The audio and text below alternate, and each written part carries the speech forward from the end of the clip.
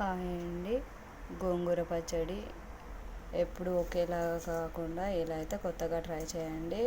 ముందు గోంగూర అయితే తీసుకొని బాగా కడిగేసి దాన్ని ఫ్యాన్ గాలి కింద ఒక 2-3 గంటలు బాగా ఆరనివ్వాలి. గోంగూరని ఇలా కొద్దిగా ఆరినట్టుగా ఉండాలి. ఎప్పుడు రోట్లో వేసి నూరే పచ్చడి కాకుండా ఒకసారి అయితే ఇలా ట్రై చేయండి. ఇలా ఆరిన గోంగూరను ఒక బౌల్లోకి తీసుకొని పక్కన పెట్టేసుకొని తర్వాత గ్యాస్ పైన ఒక కడాయి పెట్టి తగినంత ఆయిల్ పోసుకోండి. ఆయిల్ బాగా వేడెక్కిన తర్వాత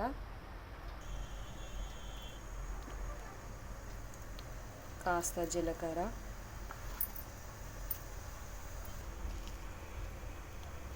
మిరపకాయలు 2, కొద్దిగా కరివేపాకు, పచ్చిమిర్చి ఇలా కట్ చేసి అయినా పెట్టుకోండి, లేదంటే మిక్సీలో కచ్చా పచ్చగా అయినా దంచుకోండి. నేనైతే ఇలా కట్ చేసి పెట్టుకొని వేసుకుంటున్నాను. ఇలా కరివేపాకు ఫ్రై అయిన తర్వాత ఇందులోకి పచ్చిమిర్చి,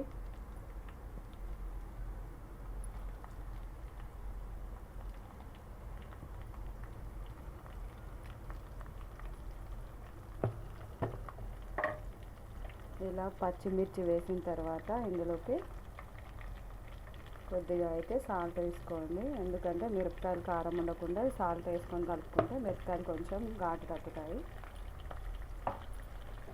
ఇలా వేసుకున్న తర్వాత వీటిని బాగా నూనెలో అయితే ఫ్రై చేయండి.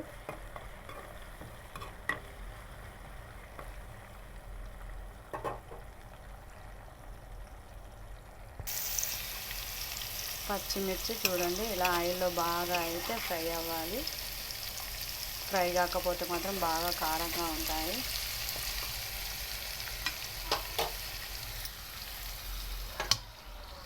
నేను తీసుకుంది అయితే ఎర్ర గోంగూర కాదండి, ఇదైతే తెల్ల గోంగూర. ఇలా పచ్చిమిర్చి ఫ్రై అయ్యాక ఇందులోకి దంచి పెట్టుకున్న వెల్లుల్లి అయితే వేసేసుకుందాం. కాస్త పసుపు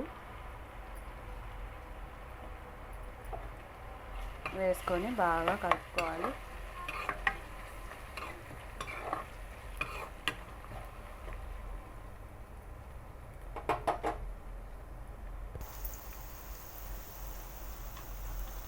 ఇలా అన్నీ బాగా ఫ్రై అయ్యాక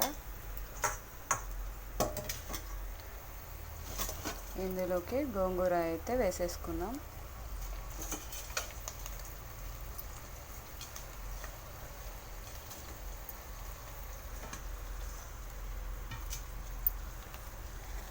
గోంగూర వేసేసుకొని మళ్ళీ ఒకసారి కలుపుకుందాం.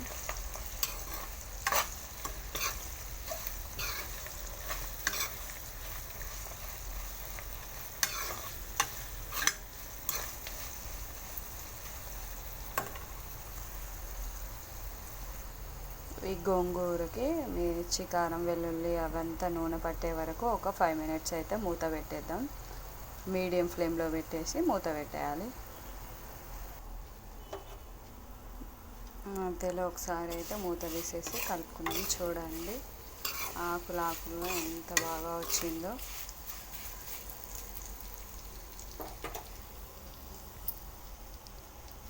మీరు కూడా తప్పకుండా ట్రై చేయండి. చాలా అంటే చాలా టేస్టీగా ఉంటుంది.